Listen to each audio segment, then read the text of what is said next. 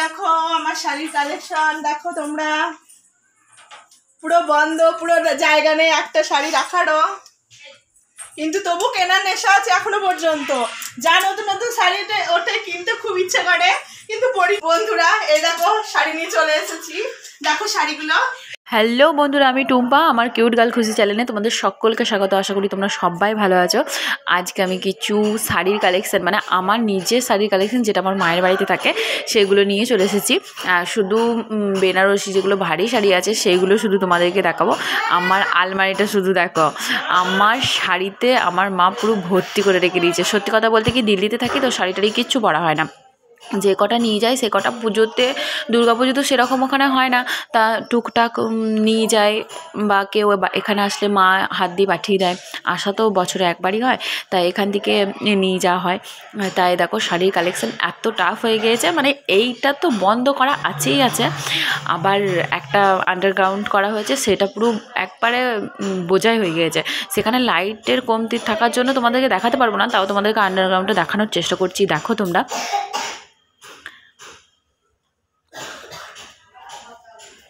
হ্যাঁ এখানে একটা কথা বলে রাখি, আমি এখানে মানে সাউন্ড, আমাদের বাড়িতে ছোটো বড়ো নিয়ে 14টা মেম্বার আছে তো, তাই সাউন্ডটা বন্ধ করে দিতে হয়েছে। কারণ আমি নিজের করার চেষ্টা করেছিলাম, যে নিজের ভয়েসটা কভার করার চেষ্টা করেছিলাম, কিন্তু হয়ে ওঠেনি। এত আওয়াজ আসছিলো, দরজা বন্ধ করার পরেতেও চ্যাঁ ভ্যাঁ চুঁ চ্যাঁ আওয়াজ আসছিলো, তাই ভয়েস কভার দিতে মানে হলোই আর কি। তাই দেখো চলো শুরু করা যাক আমার শাড়ির কালেকশান। চলো বেনারসি শাড়ির কালেকশান, আচ্ছা চলো দেখা যাক। একটা একটা করে শাড়ি বের করি, মা এসে দেবে আমাকে ছেঁচবে।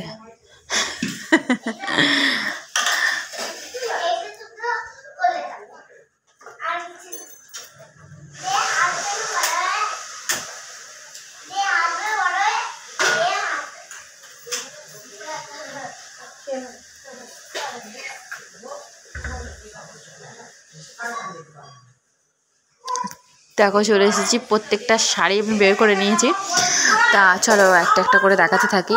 এই শাড়িটা দেখেছো, এই শাড়িটা মানে অনেক দিনকার শাড়ি, বেনারসি ফার্স্ট, আমার খুব পছন্দের একটা শাড়ি, আর কালারটা আমার খুব ভালো লাগে, হালকার মধ্যে, বিয়ে বলো পুজো বলো সমস্ত ওকেশনে পরা যাবে। এই শাড়িটা অনেক দিনকার শাড়ি, অনেক দিনকার, আমার খুব পছন্দ, কালারটাও খুব সুন্দর। দেখো তোমরা কেমন লাগছে বলো।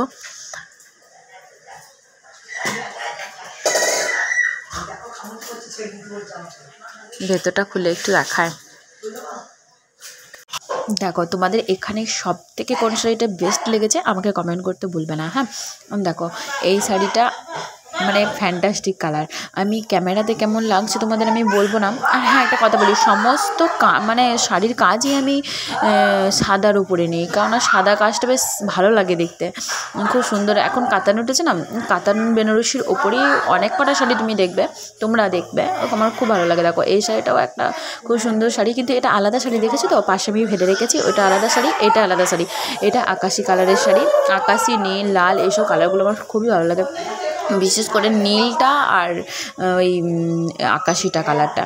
দেখো এই শাড়ির কালারটাও খুব সুন্দর। এটা প্রথম যখন সেই ছোটো বুটিকের কাতান শাড়ি ওঠে না, তখন নিয়েছিলাম, আমার খুব ভালো লেগেছিলো শাড়িটা, মায়ের পছন্দ, মা বলেছিল বয়সকালীন পর্যন্ত পরতে পারবি, খুব সুন্দর কাজ শাড়িটার, দারুণ লেগেছে আমার শাড়িটা। মাকে বলছি মা তোমার চয়েস দারুণ। দেখো এই শাড়িটা নিয়েছি, এই শাড়িটা আমি দুটো নিয়েছি, আমার বৌদিটা ভিডিও কল করে আমাকে দেখিয়েছিল।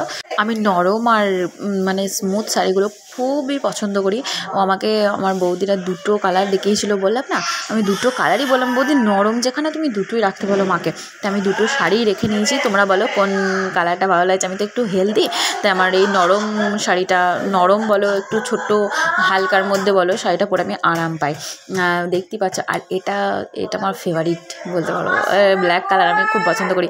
দেখো এটা যখন কাতান শাড়ি উঠেছিল তখন ফার্স্ট নিয়েছিলাম, এটা আমার খুব পছন্দের শাড়ি, আমি একবারও ভেঙে পড়িনি, শুধু মানে চেষ্টা করছি যে সময় কখন আসবে শাড়িটার। আর সত্যি কথা বলতে কি, এখানে যতগুলো শাড়ি দেখলে না, অধিকাংশ শাড়ি আমি করিনি, শাড়ি ভেঙে পড়িনি, কারণ বললাম না আমি দিল্লিতে থাকার কারণে কোনো শাড়ি ভারী পরা হয় না, আর ওখানে তো সব মডার্ন ড্রেস, মডার্ন শাড়ি, ভারীর ওপরে, সবটাই ভারীর ওপরে কাজ। তা তোমাদের কোনটা ভালো লাগছে প্লিজ বলো কিন্তু, হ্যাঁ।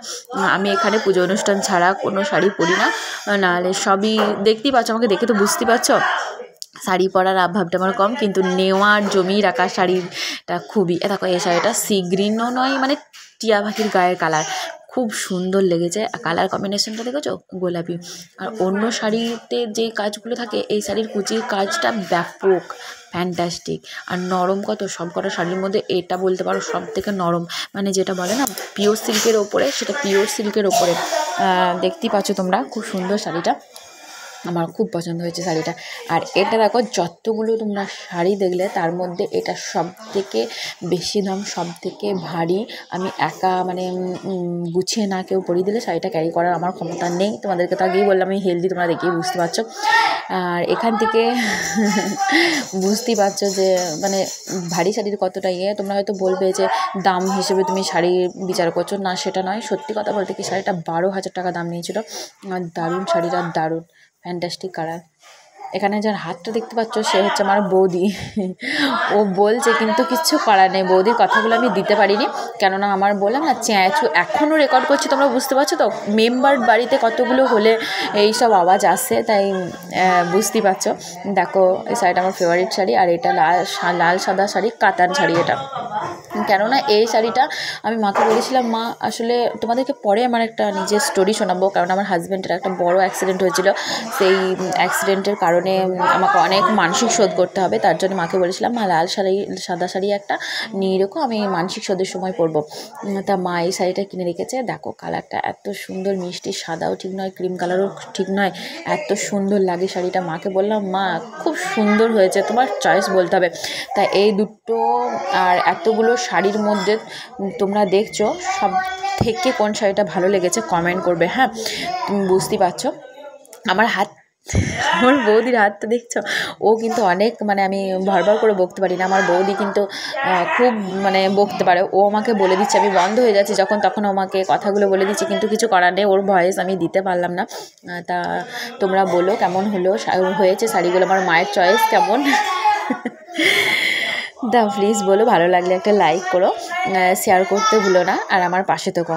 ছোটো ক্রিয়েটারদেরকে আমি জানি এই দুনিয়াতে কারোরই জায়গা নেই, তাই তোমাদেরকে বলবো তোমরা যদি আমার ভিডিও দেখে থাকো প্লিজ একটা লাইক করে মানে কমেন্ট করো যে কে কোথা থেকে বলছো, তাদেরকে আমি লাইক কমেন্ট সাবস্ক্রাইব করতে ভুলবো না। তোমরা প্লিজ সাবস্ক্রাইব করে রেখো আমার চ্যানেলটা। আর আমি পরের বার নিয়ে আসছি নতুন কালেকশন। টাটা, সকলে ভালো থেকো, টাটা।